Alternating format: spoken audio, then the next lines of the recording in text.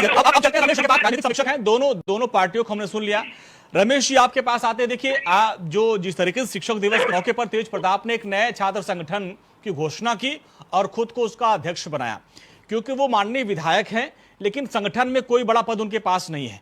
और जिस तरीके से प्रदेश अध्यक्ष जगदा बाबू ने पूछा था कि हु इज तेज प्रताप, संगठन में वो कौन है, तो क्या लगता है इसी से आहत होके और उनके छोटे भाई तेजस्वी जब उनसे मिलने गए तेज प्रताप तो वो मिल नहीं पाए और बोले कि भैया अनुशासन में रहो आप, तो क्या इससे आहत हैं और ये विरासत की जंग चल रही है, लालू संभाल नहीं पा रहे हैं?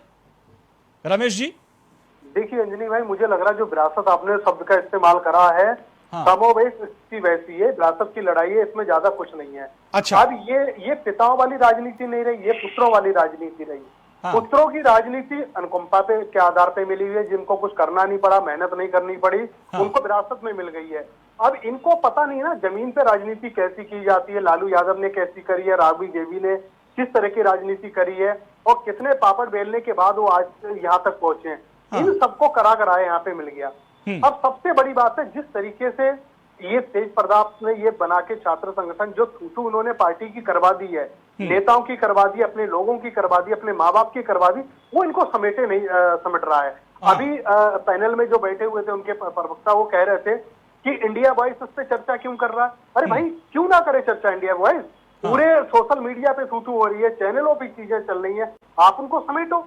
अंजलि भाई, इसको पूरे सिनेरियो को बहुत ठीक से समझने की जरूरत है। जी समझाइए। छात्र संगठन जो होता है नीचे का एक किसी भी पार्टी की रीढ़ की हड्डी होती है। जैसे भारतीय जनता पार्टी के लिए विद्यार्थी परिषद हो गया, बहुत अच्छा नीचे से सारी चीजों को बना के ऊपर तक देता है। अब आरजेडी के अंदर छात्र संगठन पहले ही बना हुआ है, अच्छा काम कर रहा है, इसमें कोई दो राय नहीं है। अब उनके नेता को जिस तरीके से हटाना प्रदेश अध्यक्ष ने हटाया, वो टीस और कुंठा आप कह लो कि एक तेजू के अंदर थी। उन्होंने आनंद फानंद में किसी से पूछा नहीं, कुछ नहीं करा, उन्होंने अपना एक संगठन खड़ा कर दिया। अब ये भी आप कह रहे हो कि ये पार्टी से अलग नहीं होगा। भाई पार्टी से अलग तो है ही, एक पार्टी में एक म्यान में दो तलवारें तो नहीं रह सकती हैं। अब वही चीजें जो आपका छात्र संगठन कर रहा है वो इसमें आप करने के लिए कह रहे हो। आप कह रहे हो कि ये बेरोजगारी के लिए लड़ाई लड़ेगा, ये शिक्षा के लिए लड़ाई लड़ेगा। तो ये बताइए, इन चीजों की लड़ाई तो आपका संगठन लड़ रहा है, आपकी पार्टी लड़ रही है, क्या उनसे आपकी पार्टी हार गई, विफल हो गई, तब आपको दूसरा संगठन बनाना पड़ा?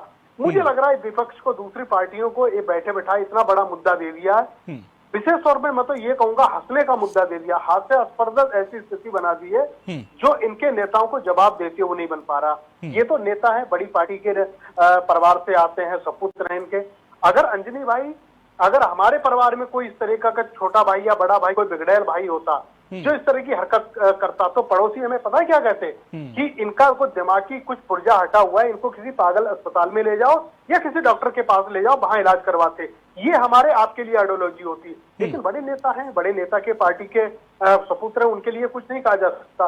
लेकिन मुझे लग रहा है ये इनके इस कांड के बाद में कई चीजें ऐसी इन्होंने दूसरी पार्टियों को दे दी है जिनको समेटना, जिनको जवाब देना पड़ा भारी पड़ेगा।